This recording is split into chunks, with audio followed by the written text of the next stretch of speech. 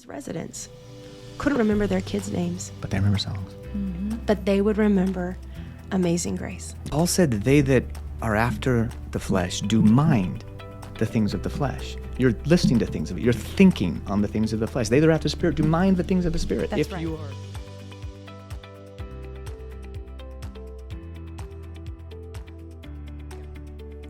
Welcome back to the LCI podcast.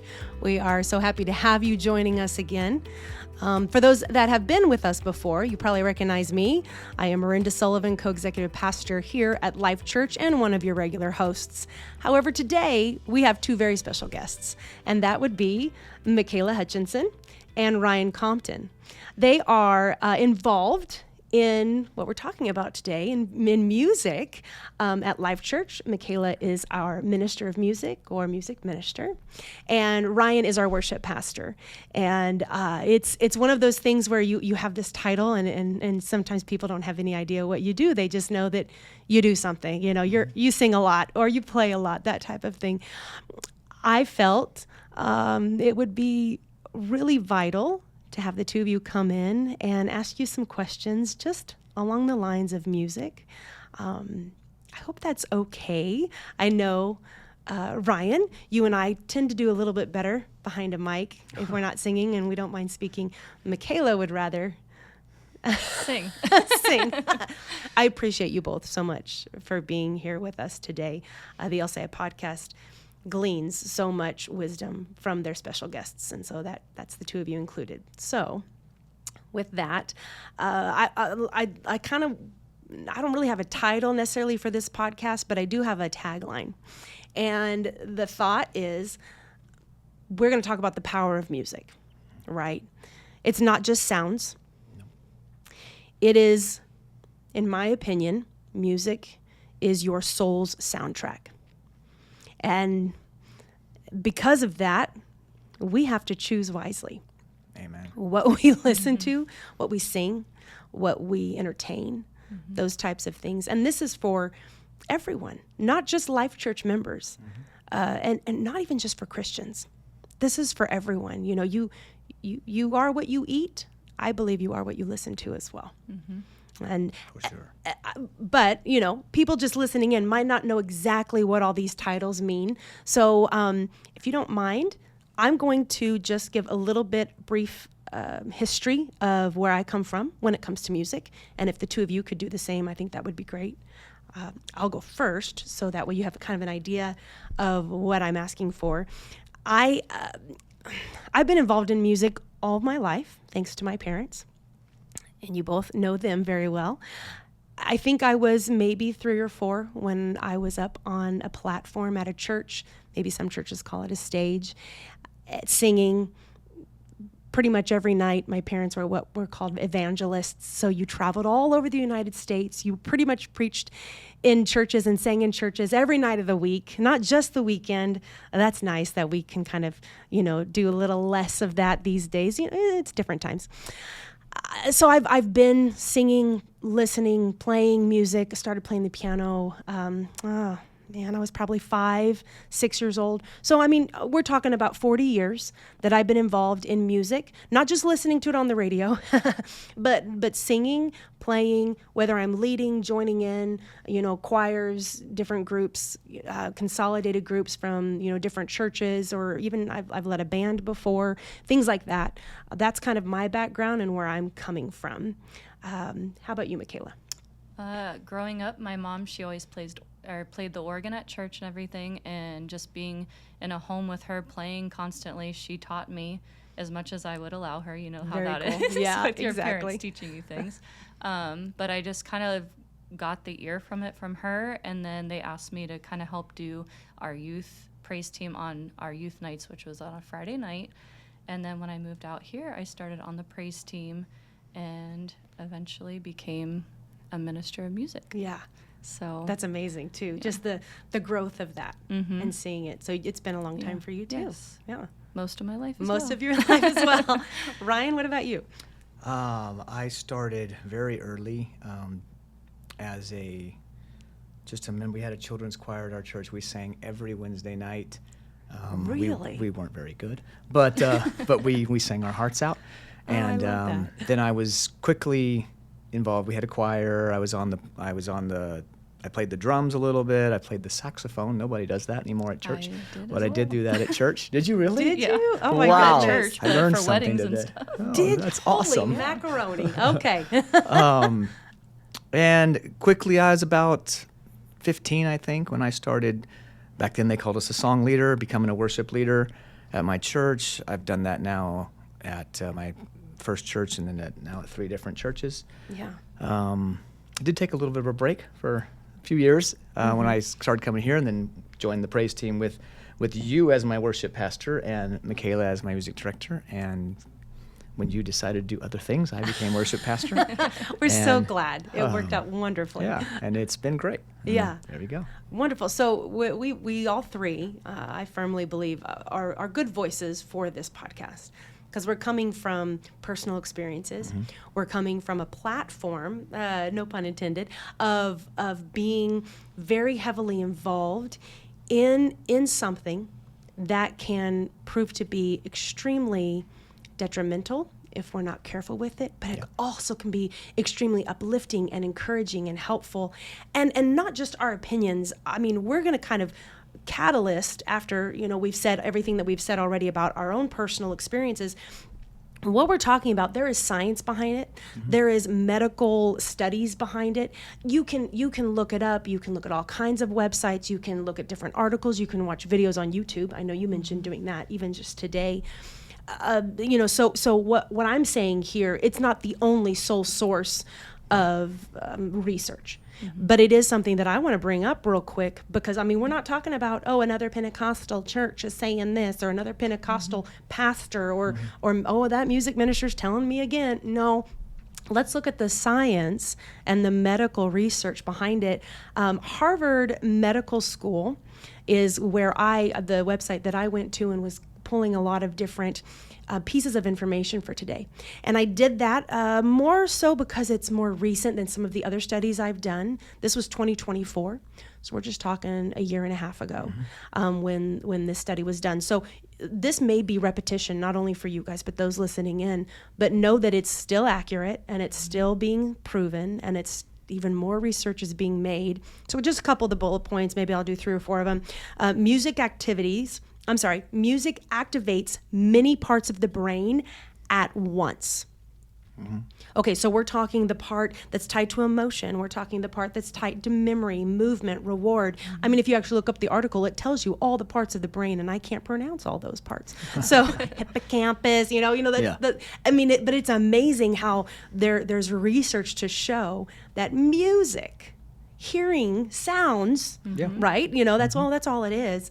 It activates your brain in multiple places at once, which anyone who does research on the brain knows that that's highly rare. You normally are activating, like right now we have usually like just one place of the brain being activated at once. Anyway, I'll move on, or this could go on forever.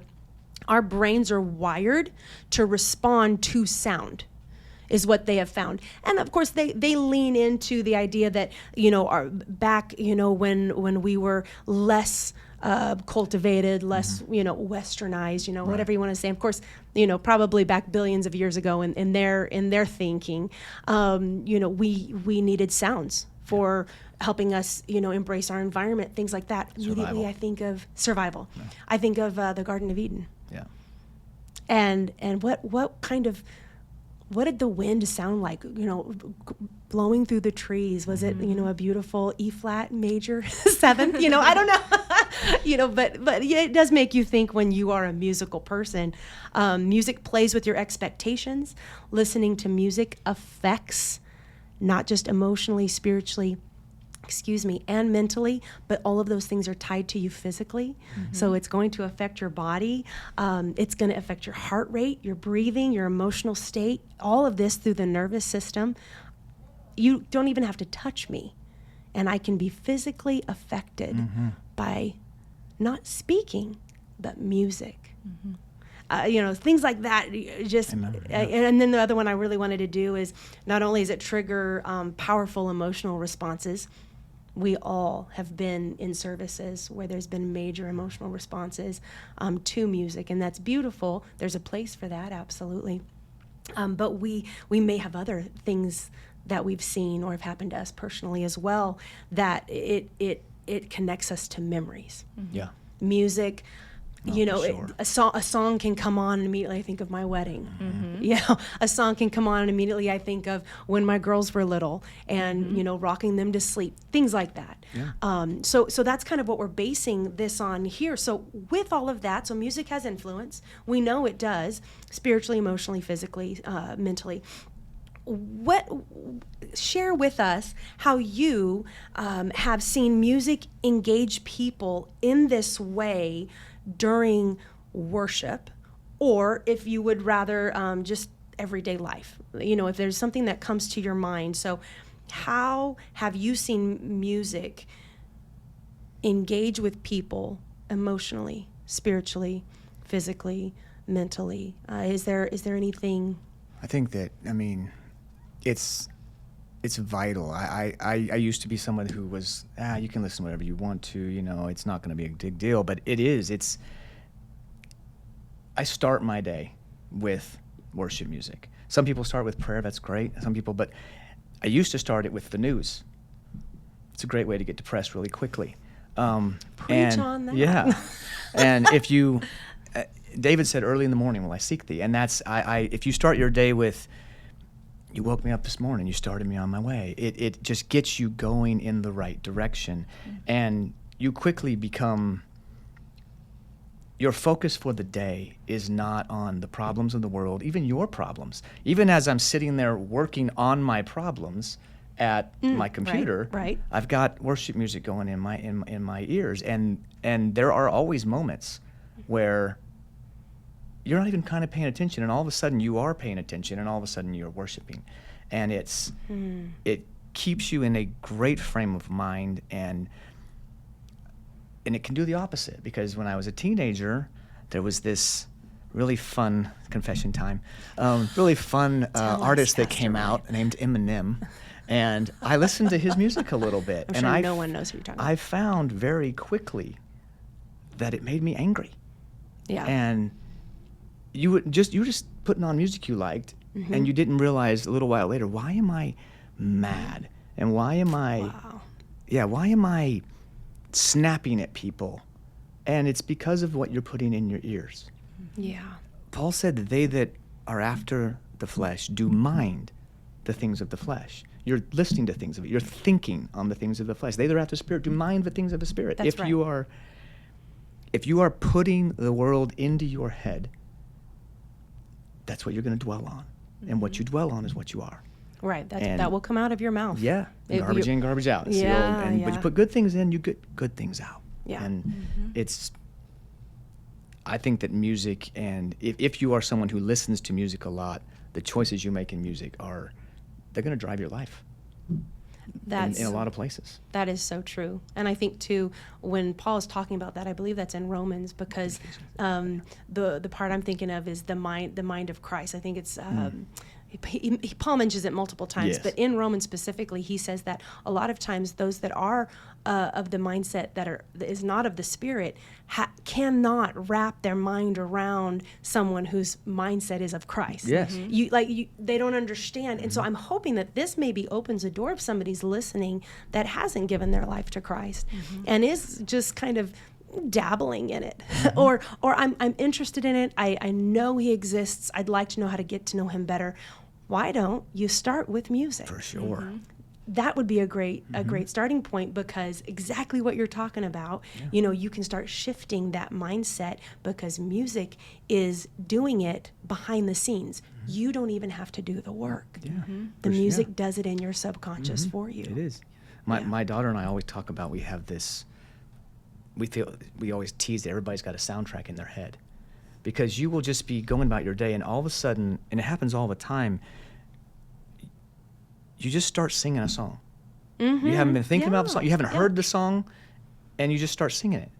You wake up in the morning. It happens to me all the time. I wake up in the morning singing a song, and I wasn't singing that song when I went to bed. And your soundtrack is going to be things you listen to. So if you are, Yes. you know, if What's you're your soul listening, soundtrack? what's your soul soundtrack? Yeah. And I always say it's like a window to your soul. I know you kind of opened with Yes. that, but like growing up, I was not allowed to listen to pretty much anything but Christian music, and it was like the old gospel. I couldn't even listen to like 95.5 The Fish, I think it was. And then when I became a teenager and I had my own car, I was like, oh, I get to listen to whatever I want, you know? And I feel like, yes, it influences you, but it's also, it shows you what is in your heart, you know, what your feelings are. Like when I was sad and whatever, I would listen to country music that's all sappy and, you know. Make you sadder. And it Yes, does. yes. It feeds that, but it also shows. And I'm like, okay, I can either dwell here or I can worship God through it, you know. And I think, you know, singing, God, I'm just grateful for you. Right. There might be stuff going on in your life, but it doesn't mean you can't praise him for who he is, for Right. what he's done in the past and what you know he can do. Yeah. You know, and so I always look back at my teenage years and like, why did I do that? You know, I fed into those feelings so much, but you don't realize that as a teenager, how much it affects you and how much it can change. And it brought me to a very dark place in my life where it made me question things. Even, you know, you think, oh, it's just with that problem, but then it feeds into other things. It does. It It makes you builds. question. Yeah, it makes you question a lot. And just getting into that right mindset, I guess, you know, it really expresses what's actually inside. You may not be able to speak it, but it's internal and it comes out through that. And a lot of times I can tell what's going on by what do you listen to, Yes. you know? You kind of touched on something. I want to go back to it. If we have teenagers listening, we were in youth ministry. My husband and I were for a long time, and I don't think you ever get away from that. You know, when you both understand when you love young people, when you love people, you tend to really love young people. I think children. I don't love children, but I love our children. You know, my husband and mine. You know, I love our LifeChurch children as long as their parents are around. But for some reason, like when you come into a group of teens, you start seeing all the things that you went through and remembering all of the decisions, you kind of the impacts that were made on you and how things happened, and you want so badly to tell them, don't listen to that. Don't do that. Yeah. Don't hang around him. Don't hang around her. You know, that type of thing. Yes. And they're not going to listen. You didn't. I didn't. I don't know. You know, but I was going to say that being in youth ministry, it was pretty telling. And I'm not going to say anyone's name or anything, but when we were youth pastors, when someone would start to act distant, step away from the group, maybe not come down to the altar, and they had been coming down a lot at services, you know, just kind of out of the norm of what they had been. Yeah. Okay, I'm not saying, you know, you have to do those things, but if they started acting differently, it was usually the people they were hanging around, which caused music influences. Yeah. I think almost every time we found out, you know, because they would tell us, oh yeah, I haven't had really time to pray, or I haven't had really time for this. I've been spending a lot of time with this person, and okay, you know, well, and what do you guys do? Oh, we listen to music. Okay. Yeah. Amazingly, it does. It affects you good. Well, back and then, bad. that's how we communicate. We made each other. Mixtapes. Mixtapes, yes. That's what, yes, we Yes. did. Yes, we did. Oh, goodness, yes, we did. I remember that. You're taking us back, right? Yeah, You're little really ways, taking us little back. ways. Well, I do believe with everything in me, and speaking from someone who has used music to pity myself. You know, when I'm going through something, we've all done it. I know I'm not alone, but you find a song. But you And- do that. Like, you're like, yeah. I want to be happy right now. So I'm going to play this music because it's going to make me happy. Or I want to shout. I'm going to play this music. Yeah. Or I'm going to clean house. I'm going to something I wanna at 100 cry. beats per minute. So I'm going to Yeah. play this music. Or And and if you even if it's not, like, there's some music out there, if it's not church music, I wouldn't say it's bad, but it's not feeding good. It's even if it's neutral, it's not uplifting you. It's not making there's you no a better person. No edifying. edification to it. Yes, and And sometimes it's not even words. I mean, Ooh. with Yeah. kids in my class, if I want them to calm down, I'm not going to put on some rock and Right. roll soundtrack. What am I That going to is do? so Like true. you talked about the heartbeat. We've even done that with them. Like as they're learning about their bodies and their response, we turn on calming music. We take deep breaths. It's the same thing. Sometimes it's not even the words, but it's that rhythm that Yes. drive behind it. It changes your mood. Yes. It changes. Well, and then some of the greatest times in worship services are when we're not singing. And then it's just God talking. It's music playing and God talking. And that's Yeah. amazing. It is. I love that you brought that up. I think all these memories are coming to me thinking about just music. Like when is that so acceptable and so well done? I'm thinking, this is gonna be kind of funny when I get a massage. Okay, That music in the background can sometimes drive me crazy, but it does relax me. There is relaxing to it. I have in my own mental health journey, I have taken on a kind of more of a biblical sense of meditation, and the world's taken that word and kind of messed it up a little bit. So I wanted to make sure I'm taking the Word of God and how we are to meditate day and night. And when I meditate, there are wonderful songs. Heart of Worship is one of them. It's just coming off the top of my head that you can on Spotify specifically. I'll do just the instrumentals of things that are just, here I am to worship. I'm yours. I want to give you all the glory. Songs that really just put me out of the situation of everything is about me. Because meditation, according to the world, you center yourself. Okay. Meditation, according to the Bible, is you open yourself and you reflect to Him. Yeah. It's not active, it's passive. You're listening. You're focusing on Him, and every time you get distracted, you bring it back in. Not bring it back into you, you bring it back in as far as to Him. And that music, I've tried to do it in silence. That is not easy. But having just music, instrumental. Yeah, I had a teacher 2 years ago ask me, I would love for your church just to give me something with all your music and no voices. I will play that in my class every day. It would be wonderful. I can't use it with the words though. Can you take all of the voices out? I'm like, I don't even know how I could do that for you. And she's like, I'll figure it out. I don't know that she ever did. I never heard back from her. But the power of anointing when you sit down and play. So not only is music itself powerful, but then you're putting the presence of the Lord in with it. You're adding your life of sacrifice. I want to be a sacrifice of praise in everything that we do. You add that all up. Guess what's going to get cast out? Anxiety, fear, doubt, a depressive mood, all of these things. And coming from someone who has been, and it's not a secret, I help people when I can. I've been diagnosed multiple years ago with depression, and it's like, that's not an excuse. Yeah. That is not an excuse. I know that I have things physically and mentally that I have to deal with, but I'm not going to help it be worse. Yeah. Right. I'm going to help it be as healthy as possible, right? Yeah. So, like you said, in the morning, I do the same thing, Ryan. I do pray, but I don't pray without music.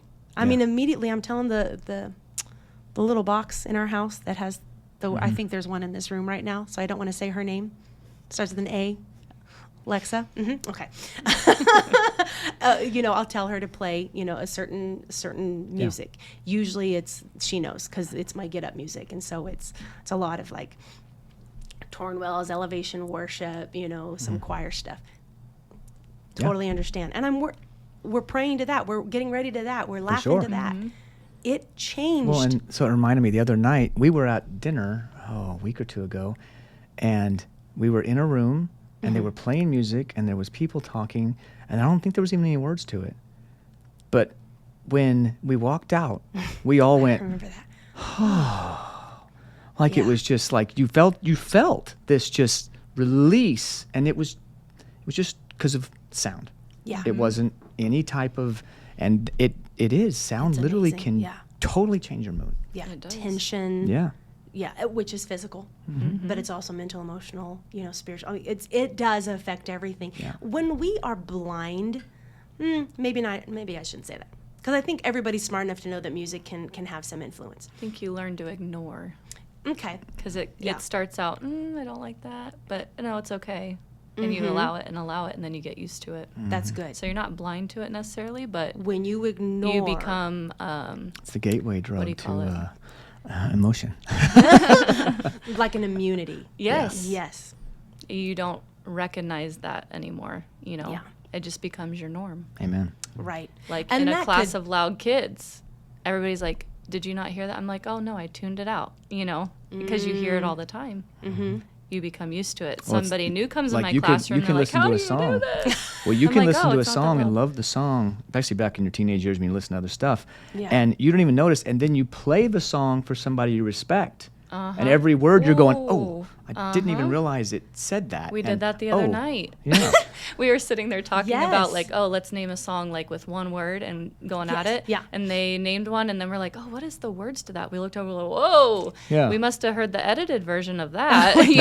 Let's not repeat that. Yeah, right. But Yeah. you hear it in the store, and you don't listen to the words. But your a lot of brain is times. listening. Yes. Yeah. And you pick it up, and you're like, oh, I didn't even know it said that. Yeah. Well, I find that interesting too. You were talking about how you'll just wake up with a song. There's been times where I will wake up with a song in my mind and I'm humming it, and I hear my daughter on the other side of the house singing it. Yes. For And sure. I don't mean to slap the table, but I'm like, what? You're like the Matrix just broke. But Yeah. Yeah, you feel like there's something to this. There's more to this than just me allowing whatever come into my life and make it a home. I'm like, no, I want to protect at all costs this mindset, this physical body, this emotional, this spiritual mindset, this mind of Christ. That is what needs to be done. And I don't mean to over spiritualize anything. I'm just trying to take it for science, health, research, and what it's meant personally to us. That makes me think of something else about music bringing healing in a way. I feel like it's been used as therapies and things of that nature. I wanted to share a story. With a personal story. I worked in a management office for a retirement community, and a portion, we called it our care bridge. They were our dementia patients, and it was a unique experience. I was there for a couple of years, and I don't think it was for me. It really tugged on my heartstrings a lot more, and the Lord opened a door for me to leave, but I know I was there for a purpose. And here's something I learned that was very interesting. These residents couldn't remember their kids' names, But they remember songs. but they would remember Amazing Grace. Yeah. I would sit down at the piano and start playing it, and they would start singing it from the kitchen or the dining room or wherever they could hear it. They would all start clustering in from their room, sitting down on the couches and singing word for word, verses I didn't even know. I just played. And okay, Mildred, you do. I changed the name for protection, but Mildred, you do verse 2, that type of, and looking at me until she hears the note, and then it just comes out. And it didn't happen every time, but if that were to happen and an adult child walked in, almost every time they would turn, recognize them, and embrace them with their name. Wow. And it made an impact on me. I think that's probably when I realized, oh, Lord, so these things that you've been leading me to not do or not listen to or to, not put in my home anymore, that type of thing, this is more than just a personal, this has effect on things. It's not just for me. Everyone is affected by these things. Well, and we as worship leaders, how many times has it happened where you pray and you pick your songs and whatever, and you sing them, and somebody comes up to you afterward is like, I just needed that song today.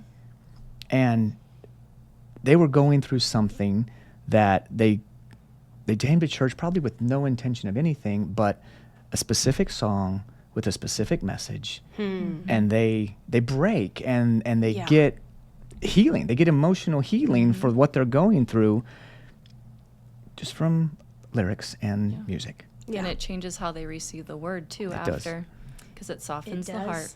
It does. And I know this podcast could take a whole turn if we start talking about building church music and worship sets and things like that, because there is so much more than, man, I remember back in the day our song leader would come in and literally be writing songs on a paper with the keys that he wanted, hand it to the piano player as the preacher was starting. Like walking up saying, oh, you know, let's worship, let's pray, service is about to begin. That we do not do that, you know, at all. And I think but that is a representation of how intentional we need to be in every aspect.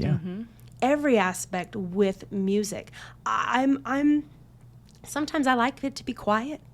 If I've had that overstimulation, like we talked about, if you're in somewhere that's just too much sound, the kids, all of that. There are times I drive in silence. It is nice sometimes. It is. And usually I end up humming. Probably. Yeah. And maybe that's just because we're music people. But that's usually what happens. Or I get to talking and praying to the Lord and just having conversation, that type of thing. But it is amazing how it's all has to do with sounds and music and what I've heard and what I haven't heard and what I need in that moment. And being aware of it. That is something that we're not great at doing just as a society.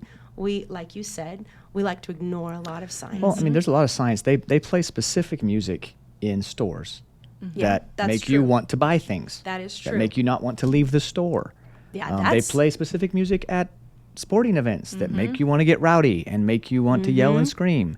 And they don't even have to tell you to do it. They just start playing the song and people get up and start going crazy. So there's research and science behind how artists will set up their songs for their concerts. There's all kinds of stuff. Well, even, Subaru. Have you ever heard of this? Subaru knows not only how, apparently, I read this article. I do not know, it was not a Subaru article, just, to back that up. Disclaimer. But it was one of those things where it said, Subaru did research to know not only what background music is needed, but have you ever noticed they use a lot of pets?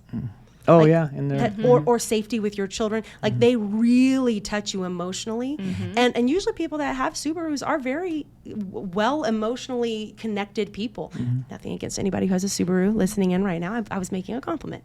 But I find it funny because I am not that type of person. And so I'm like, now I can't have a Subaru because that just annoys me. And someone who is that way is like, oh, that's wonderful. Let's go buy a Subaru. That blows my mind. I'm like, oh my goodness, this is marketing at its finest.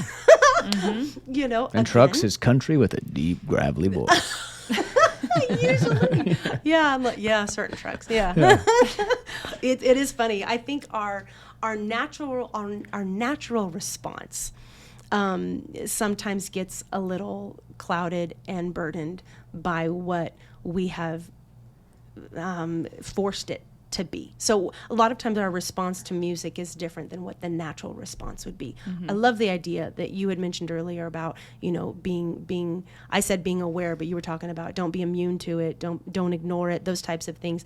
If I want to be aware, I need to get back and work on getting back to that natural response. When I hear a song, I listen to streaming music, so it's not a lot of radio, but occasionally I'll tell who, the little box, to put on MiKayla radio. I don't know why, just sometimes I don't want to, I just want to listen to the radio. I want to hear somebody's voice as well. And a song will come on, and I think I've heard them all. I am subscribed to get all the releases when they come out, all that. And this song will come on and it just hits differently. And I'm like, how come I've never heard this? And maybe I have and I just didn't pay attention. I want to be aware of that natural response. Well, and sometimes it's the other way around. It's a song that you've heard it a million times, but you haven't heard it in a while. And it comes on and plays and you're just like, oh wow, this hits today, and it might not hit tomorrow, but today your spirit needed that. Right. And it's like the Word of God; it's living, and as you're reading it or singing it, it can be different depending on what you're going through. Different songs hit differently at different times in your life, just like we said, For you sure. can feed it with country music if you're sad and whatever, but you might be going through something in that worship song that maybe you've never connected with, but now you're going through what it's singing about, and you're like, oh, wow, now I know why they wanted to do this song back then, you know? I mean, we do that with the praise team sometimes, like, oh, Ryan, I'm not sure about that song, but then I'll do it 2 months later, and I'm like, oh, it hits differently. Or you've heard a testimony, and you can relate to somebody, and you're singing it, and you can see what they're going through, and you're ministering through that now. Yes. So I it love can just that. hit in different ways at different times. What would you say to someone listening in, and they're wanting to be more healthy in the way that their soundtrack is played? Maybe they know. I know it's an issue. I have these words going through my head, these scenarios going through my head. I know that maybe if I listen to this artist, I tend to be quite a bit more overreactive or even, abusive, that type of thing. How could we help them build a healthy soundtrack? And I don't want to just say, oh, just pick Christian music, but what would you say would be a good starting point? Intentionally look at the song and what is this song trying to make me feel.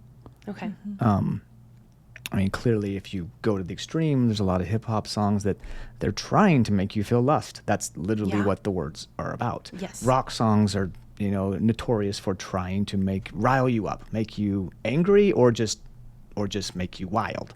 Like she said, country's trying to make you sad. Or it's trying to make you think that life is wonderful if you have a beard and a girl and a truck. So just think about, what is the song trying to say? And then what is the music making you feel? Yeah. And I think that's good. Just getting down to the basics. Yeah. Just literally evaluate the song. Yeah, and coming from, say they aren't listening to Christian music and they're like, oh, I don't want to listen to that. There's different genres and types of music There's within so much. Christian music, It's So ruined if you're like everyone having now. a hard time connecting to, I don't know, Phil Wickham, Yeah. Sure. then listen to Elevation, or there's Right. different styles within Christian music. You can even listen So to Christian don't rap. give up. I don't love There it, you but go. you can. Yeah, not Hey, my thing, but if that's what gets them from listening to the bad rap, Yeah. yeah. Well, and good Lord, I mean, none of us have an excuse. Google has been a thing for a long time. Yeah. Chat GPT, newer, Uh-huh. but it's a thing. You can ask. Well, now if You you know? if you use any streaming service, if you do find a few things you like, they immediately start trying to feed you more Suggestion. things that are just like it, and pretty soon you have a playlist Yes. of stuff you like. I think that's good. Yeah. I like that a lot. Yeah. That's very good too. I like the idea of step one, review what you're listening to. How does it make you feel? What Yeah. is it talking about? You have us, as our worship pastor, you have us pray, if possible. If possible. Pray our lyrics to the songs we're going to be doing in the coming weeks on Sundays. I feel like that has made me much more aware, even songs that are in the Christian world, that it's just, this is not a song I want to listen to because I feel like it's giving a little too much glory to the enemy. Okay. Okay. Yeah. Or this is a song that I'm not going to listen to because it really makes it all about me. Yes. And right now I need to make it all about him. Not that that doesn't have a place, or maybe, hey, this song just says the same thing over and over and over again. And that is not the place that I need to be right now. Right. I don't need a place of repetition. It'll be vain repetition, which is not biblical. Instead, I need it to be depth and wholesome and that type of thing. So whatever you're listening to, if you can check on it, put it up against the Yeah, checklist. and if you pray the words, sometimes you don't even, you sing the song and you think you know what the song's saying, and then when you actually pray the words, it's like, oh wow, this is more than I thought it was. We just the youth just sang this week. We hadn't sang it in forever. They sang "Nobody in the Grave Now," and there's a line in the first verse that is, when violence meets the Prince of Peace. And I heard it again this week, and I was just like, yeah. it just hit like a brick. And when you pray the lyrics, you just get more depth. The same as if you memorize a verse. I was talking to my kids the other day because they're in Bible class. If you memorize the verse, sometimes in the process of doing that, you see deeper into the verse than you could read it 1,000 times. And you could sing the song 1,000 times. Right. But Yeah. when you actually pray the lyrics, it just opens up a new door Yeah. into the song. There's a song I don't want to sing because I don't want it to happen to me. Oh, And that's Refiner. yes. I'm like, I actually no, have never I'm suggested good. that one because I'm like, I don't know about that. I'm good. Yeah. Lord, whatever you need me to do, sing- anything else. I mean, first verse of another one is kind of like that. Yeah. So but I do think that's important is look at what you are listening to. Yes. See how it makes you feel. Be aware, be intentional. It seems like really, I don't know, maybe it's candid advice for some and maybe it's too broad for others, but find someone in your life that hey, you seem to have a good attitude most of the time. Yeah. What do you listen to? Either it's good music or maybe they don't listen to anything and their wife, her husband plays all the good music and so they just get a subconscious high from it. I don't know. But I think that's important. Just put somebody, find somebody in your life and put them on, I want to say put them on blast. I've been talking to my girls too much. As far as like, hey, what do you listen to? Who do you listen to? Share playlists with me. I don't know how many times people have asked me, just share a playlist with me. I'm curious what you listen to when you pray. And I'm like, oh, well, that's a different playlist than when I get well, up. and that's another thing. Build different playlists. Build different, yeah. Don't just put every, so my daughter has a playlist that I listen to in the car because it's so many So many songs. hours, yeah. But it's also, you never know what you're going to get. Like I have playlists that are it's for prayer. It's for worship. It's for, right now I want to be with God. I don't want any song to come on. I want, there are specific songs that lead me into the relationship that I'm looking for at that time. Like into that depth, into the Holy of Holies, Right. if you will. I love that. I think too, it's very possible we could come back and do another podcast in the future, kind of also steering towards people that are listening in that do have a say as to the music that they're picking in their song services or their worship sets or, things of that, whatever they're calling it. And I think the two of you have a lot of good suggestions and advice to give on, if you feel stuck, not just personally, but also if you're in a leadership position and you feel stuck, like you're always picking the same thing over and over. I would love to be able to help someone in that aspect too. So maybe we can come back and do that here in a few months. Yeah. But as for today, I feel like we have talked quite a bit about some different personal experiences, basing it on some medical research. Again, I keep saying it because in case somebody comes in halfway through, they can go back and listen to the beginning with Harvard Medicine School. So Harvard School of Medicine, you know what I mean? Yeah, I want people to understand the small little decision to be intentional with what you listen to could absolutely change your life. You have a life soundtrack. What's playing? Exactly. What is playing? I love it. Thank you guys so much for being here. Thank you. Thanks for having us. My pleasure. Thank you so much for joining us on the LCI podcast. If you liked what you heard here today, please follow us. YouTube is LifeChurch Presents. You can also follow us on Spotify and Apple Podcasts. Thank you and God bless.